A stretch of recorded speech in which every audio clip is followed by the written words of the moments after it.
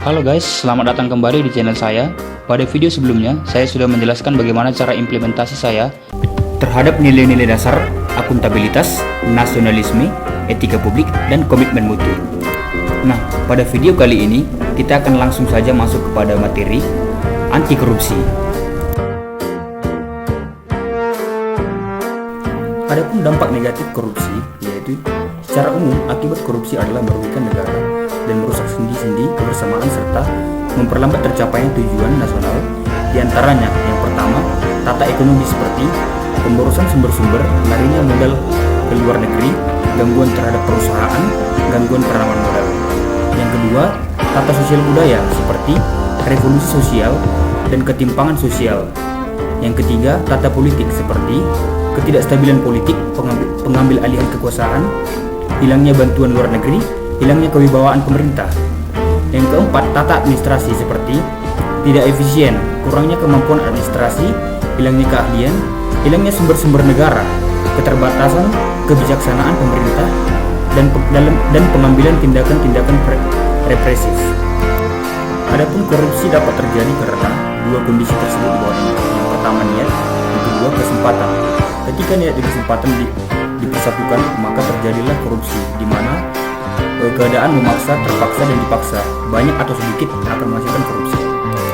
Adapun asal kata korupsi, yaitu menurut Vokema Andrea, korupsi berasal dari kata corruptio atau corruptus atau corromper, bahasa Latin, yang menjadi corruption, corrupt dalam bahasa Inggris, korupsi dalam bahasa Belanda. Adapun pengertian kata korup, yaitu ada 5 pengertian. Yang pertama, busuk, palsu, atau suap dalam kamus bahasa Indonesia.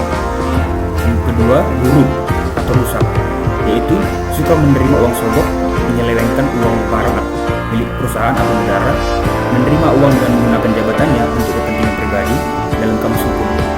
Dalam The Lexion Webster Dictionary mengartikan kata korup sebagai kebejatan, ketidakjujuran, tidak bermoral, penyimpangan dari kesucian. Kemudian kamus besar bahasa Indonesia lainnya mengatakan bahwa korup adalah penyuapan atau pemalsuan. Kemudian penyelewengan atau penggelapan uang negara atau perusahaan sebagai tempat seorang bekerja untuk keuntungan pribadi atau orang lain dalam kamus hukum lainnya. Selanjutnya, pengertian korupsi menurut ahli hukum. Yang pertama, menurut Robert Kipling, yaitu dengan rumus C sama dengan M plus D dikurang A, yaitu di mana C adalah corruption atau korupsi, D adalah distraction atau diskresi, di mana M monopoli atau monopoli, dan A accountability atau akuntabilitas. Nah, menurut Indrianto Seno Aji, berdasarkan pemahaman dan dimensi baru mengenai kejahatan yang memiliki konteks pembangunan, pengertian korupsi tidak lagi disosialisikan dengan penggelapan keuangan negara saja.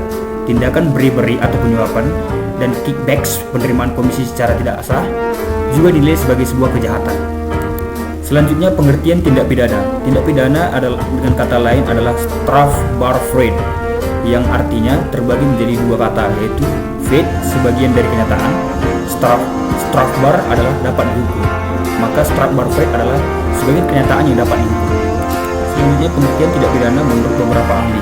Yang pertama, menurut Simons, tindakan melawan hukum yang telah dilakukan dengan sengaja ataupun tidak sengaja, dengan sengaja oleh seseorang yang dapat dipertanggungjawabkan atas tindakannya dan oleh undang-undang telah dinyatakan sebagai tindakan yang dapat dihukum. Menurut Pompey, pelanggaran norma atau gangguan terhadap tertib hukum dengan sengaja atau tidak sengaja telah dilakukan oleh seorang pelaku, di mana penjatuhan hukuman terhadap pelaku itu adalah penting demi terpeliharanya tertib hukum dan terjaminnya kepentingan umum.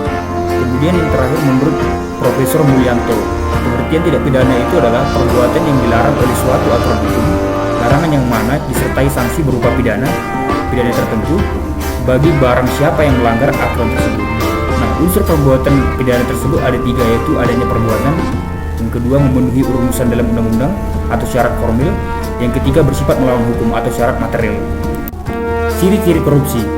Yang pertama, dilakukan lebih dari satu orang. Yang kedua, merahasiakan motif atau adanya keuntungan yang diraih. Yang ketiga, berhubungan dengan kekuasaan atau kewenangan tertentu. Yang keempat, berlindung di balik pembenaran hukum.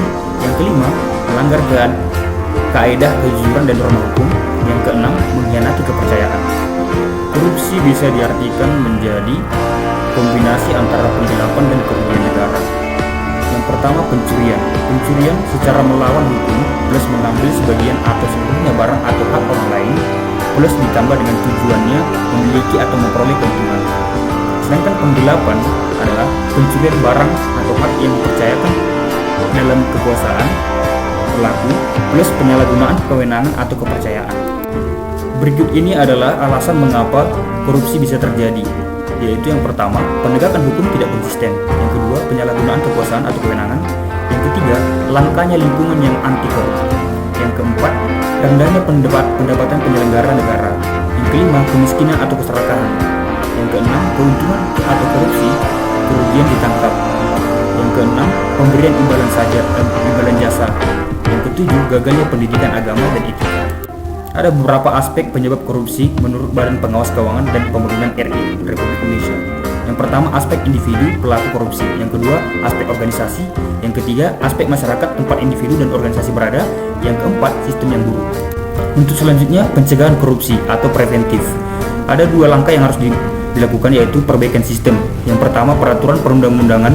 Yang kedua, perbaikan sistem reformasi birokrasi. Yang ketiga, menegakkan etika profesi dan tata tertib lembaga. Yang keempat, penerapan prinsip good governance. Yang kelima, dan lain-lain. Kemudian perbaikan manusia, yaitu yang pertama memperbaiki moral, kemudian meningkatkan kesadaran hukum. Yang ketiga, mengentaskan kemiskinan, kemudian memilih pimpinan yang bersih, jujur dan anti korupsi, dan lain-lain. Unsur-unsur tindak pidana korupsi. Yang pertama ada unsur subjektif, yang kedua unsur objektif. Di mana unsur subjektif adalah yang pertama setiap orang, yang kedua penyelenggara negara, yang ketiga pegawai negeri, yang keempat korporasi. Kemudian unsur objektif yaitu adanya janji, kesempatan, kemudahan, dan kekayaan milik negara, yaitu berupa uang, akta, surat, dan lain-lain. Penyelenggara negara. Penyelenggara negara adalah pejabat negara yang menjalankan fungsi eksekutif, legislatif, atau yudikatif, dan pejabat lain yang fungsi dan tugas pokoknya berkaitan dengan penyelenggaraan negara sesuai dengan ketentuan peraturan perundang-undangan yang berlaku, yaitu pasal 1 Undang-Undang Nomor 28 Tahun 1999 tentang penyelenggaraan negara yang bersih dan bebas. Yang pertama, pejabat negara dalam lembaga negara. Yang kedua, menteri. Yang ketiga, gubernur. Yang keempat, pejabat. Yang kelima, hakim. Yang keenam, pejabat yang memiliki fungsi strategis. Yang ketujuh, yang rawan praktik KKN atau direktur atau komisaris dan lain-lain. Kemudian hukum yang mengenai tentang pegawai negeri. Berdasarkan pasal 1 sub 2 Undang-Undang Nomor 31 Tahun 1999, JOT Undang-Undang Nomor 20 Tahun 2001 diperluas menjadi pegawai negeri sipil menurut pasal 1 angka 3 Undang-Undang Nomor 5 Tahun 2014 tentang kepegawaian, yaitu pegawai negeri sipil adalah warga negara Indonesia yang memenuhi syarat tertentu diangkat sebagai pegawai ASN secara tetap oleh pejabat pembina kepegawaian untuk menduduki jabatan pemerintah. Yang kedua, pegawai negeri menurut pasal 92 KUHP, yaitu yang pertama orang yang menerima gaji atau upah dari keuangan negara atau daerah. Yang kedua, orang yang menerima gaji atau upah dari korporasi yang menerima bantuan dari keuangan negara atau daerah. Atau yang ketiga, orang yang menerima gaji atau upah dari korporasi yang lain yang mempergunakan modal atau fasilitas dari negara atau masyarakat. Jadi, objek dari korporasi meliputi keuangan negara, keuangan daerah atau masyarakat. Korporasi adalah kumpulan orang dan atau kekayaan yang terorganisasi baik merupakan badan hukum maupun badan bukan hukum, yaitu pasal 1 ayat 1 Undang-Undang Nomor 31 Tahun 1999. Kemudian masuk ke jenis-jenis korupsi. Yang pertama, kerugian keuangan negara. Yang kedua, suap menyuap. Yang ketiga, penggelapan dalam jabatan. Yang keempat, pemerasan. Yang kelima, perbuatan curang. Yang keenam, benturan kepentingan dalam pengadaan. Yang ketujuh, gratifikasi. Jenis tindak pidana korupsi. Ada 30 jenis delik korupsi, yakni A. 2 jenis delik pengatur tentang perbuatan yang merugikan keuangan negara atau perekonomian negara.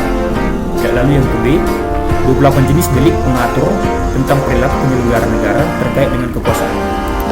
Tindak pidana lain yang berkaitan dengan tindak pidana korupsi. Yang pertama, merintangi proses pemeriksaan perkara korupsi, pasal 21 UU PTPK. Yang kedua, tidak memberikan keterangan atau memberikan keterangan yang tidak benar, pasal 22 Undang-Undang PTPK. Yang ketiga, bank yang tidak memberikan keterangan rekening tersangka, pasal 22. Yang keempat, sanksi atau ahli yang tidak memberi keterangan atau memberi keterangan palsu, pasal 22. Yang kelima, orang yang memegang rahasia jabatan tidak memberikan keterangan atau memberi keterangan palsu. Pasal 22. Yang keenam, sanksi yang membuka identitas pelapor, yaitu pasal 24 Undang-Undang PPPK. Tipologi korupsi.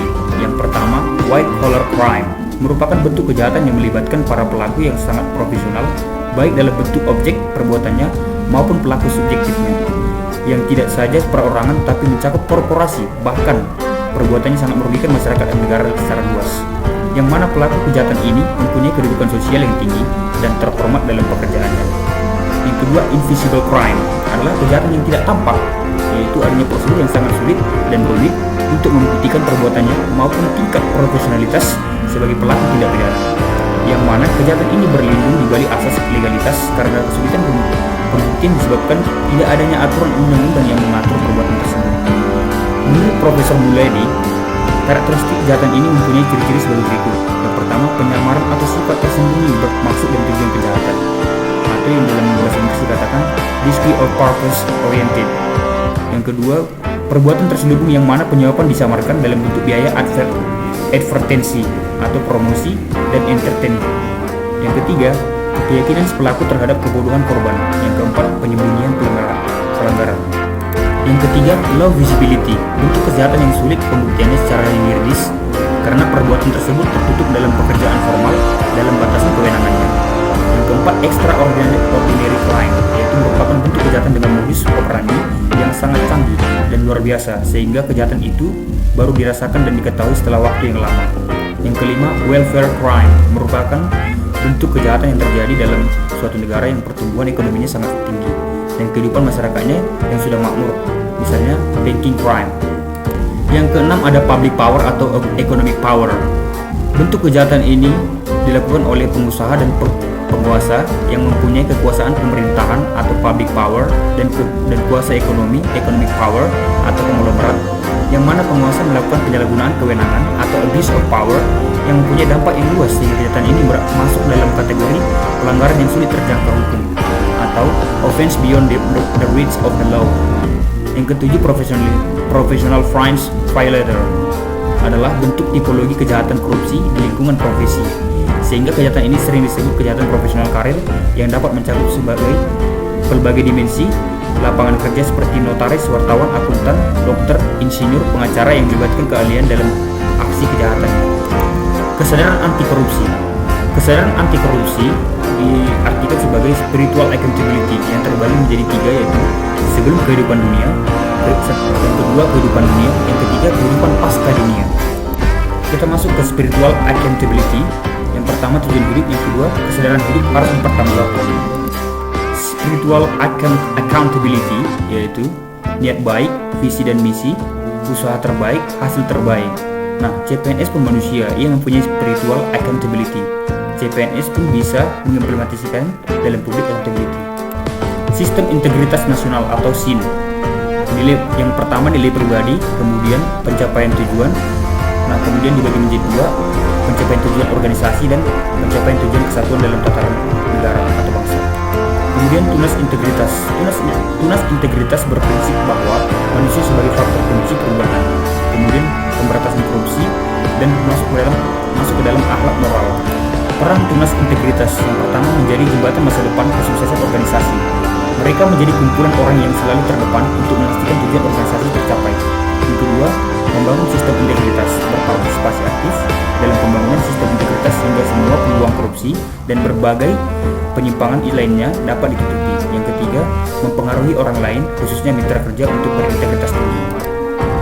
Para tunas integritas didorong untuk memiliki keikhlasan dan kebijakan yang tinggi dan memiliki kemampuan untuk melakukan yang pertama, reframing culture atau budaya agar perubahan budaya dapat lebih mudah dan cepat serta tidak perlu lagi energi besar. Yang kedua, utilisasi fenomena perilaku otomatis bagi perubahan diri, keluarga, organisasi dan bangsa serta lebih jauh lagi dengan menciptakan peradaban yang lebih baik. Yang terakhir adalah identifikasi nilai-nilai dasar anti korupsi. Yang pertama ada jujur, kemudian peduli, mandiri, disiplin, tanggung jawab, kerja keras, sederhana, berani, dan adil. Baiklah, selanjutnya saya akan memberikan video tentang bagaimana implementasi anti korupsi di tempat saya bekerja.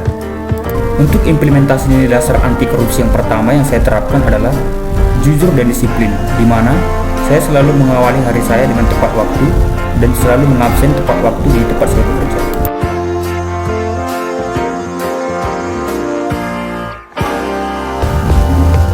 Kemudian untuk nilai anti korupsi yang selanjutnya adalah peduli, mandiri, dan tanggung jawab. Selalu saya terapkan pada saat melayani pasien. Saya selalu memberikan yang terbaik sebagai pelayanan kepada pasien, di mana saya sebagai asisten apoteker akan selalu memberikan pelayanan untuk memberikan pelayanan informasi obat yang baik dan benar, sehingga pasien yang saya layani mendapatkan kesembuhan yang diinginkannya. Kemudian untuk nilai dasar anti korupsi yang selanjutnya adalah kerja keras, di mana kerja keras saya buktikan dengan menyelesaikan laporan dengan tepat waktu, sehingga atasan yang menaungi saya merasa puas dengan hasil kinerja saya. Kemudian untuk nilai dasar anti korupsi selanjutnya adalah adil, di mana setiap melayani masyarakat atau pasien, kami selalu memberikan pelayanan yang adil terhadap masyarakat tanpa membeda-bedakan jabatan ataupun golongannya. Untuk nilai dasar anti korupsi yang terakhir adalah nilai keberanian, di mana kami segenap pegawai di UPT Puskesmas Said Nihuta secara terbuka bersedia menerima saran dan kritik terhadap kinerja pelayanan kami kepada pasien. Kami juga memampangkan slogan besar di depan bangunan kami yang bertuliskan seluruh pelayanan di UPT Puskesmas Said Nihuta adalah gratis, baik pengobatan dan layanan administrasi lainnya seperti surat keterangan berbadan sehat, sakit, dan lainnya. Demikianlah hasil video saya kali ini. Apabila ada kekurangan atau kesalahan yang saya buat, saya minta maaf. Akhir kata, saya ucapkan terima kasih.